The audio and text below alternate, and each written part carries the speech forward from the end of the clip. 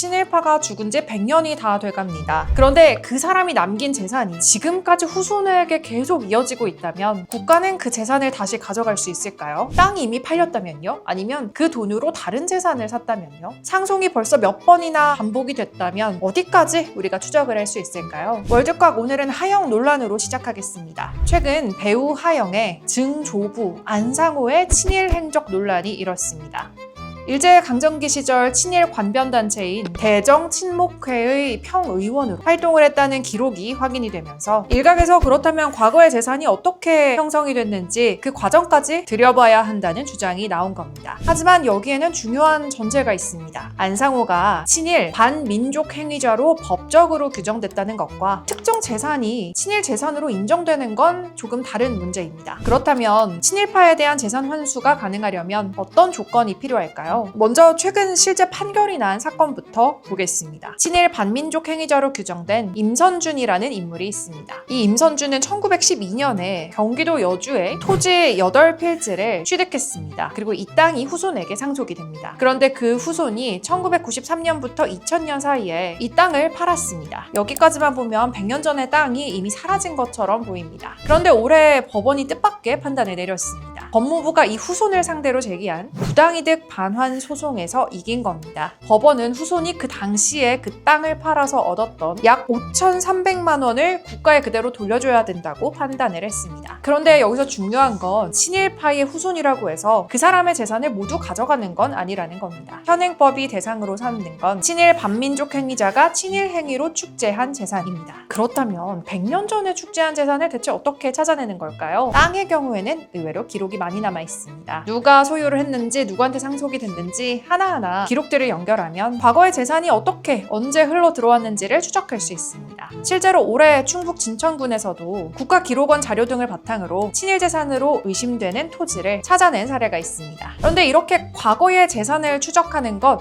한국에서만 벌어지는 일이 아닙니다. 독일로 한번 가보겠습니다. 독일에는 지금도 나치 시대에 약탈된 재산들의 주인을 찾고 있습니다. 1933년 나치가 한 유대인 가문에서 빼앗은 그림이 있는데요. 바로 클림트의 우먼인 골드로 유명한 작품입니다. 이 작품은 나치에 의해 약탈이 된 뒤 오스트리아 국립미술관으로 흘러 들어갔고 원래 소유자는 이미 세상을 떠났습니다. 하지만 2006년 후손들의 반환 요구에 결국 클림트 작품 5점이 후손들의 손으로 돌아가게 됩니다. 독일에서는 원 재산의 반환이 어려울 경우에는 금전적으로도 보상을 할 수 있도록 하고 있습니다. 이렇게 분쟁이 일어난 재산들이 약 14만 건에 달합니다. 지금도 계속해서 진행되고 있는 일인 거죠. 필리핀에서는 독재자의 부정재산 축제를 환수하는 강력한 법이 있는데요. 바로 마르코스가 1986년에 축출된 뒤 필리핀 정부는 별도의 환수위원회를 만들어서 마르코스가 심지어 죽은 뒤에도 그의 가족과 또 상속인에게 넘어간 부정 축제 재산들을 계속해서 추적해 환수했습니다. 여기에는 땅뿐만 아니라 스위스의 비밀 계좌들, 미국에 있던 금융자산들, 그리고 보석과 미술품까지 모두 포함이 됐습니다. 즉 전 세계적으로 시간이 많이 흘렀다고 해서 과거에 부정 축제된 재산을 그래 오래전 일이니까 하고 넘어가주는 곳은 잘 없습니다. 한국도 마찬가지입니다. 지난 6월 2일에 친일재산귀속법이 새롭게 제정이 됐습니다. 특히 이번 법에서는 친일 재산의 그 자체뿐만 아니라 그 재산을 이미 팔았다면 그 처분 대가까지 환수 대상으로 명시했습니다. 오는 12월 3일부터 시행되는데요. 그렇다면 다시 처음의 질문으로 돌아가 보겠습니다. 배우 하영의 증조부 안상호에게 친일 행적이 있었다는 기록이 확인된다고 해서 그 후손의 재산을 바로 환수할 수 있을까요? 답은 아닙니다. 현재 확인된 사실만으로는 이 안상호가 현행 친일재산귀속법상의 국가귀속 대상인 친일 반민족 행위자로 확정됐다고는 볼 수 없고요. 또 특정 재산이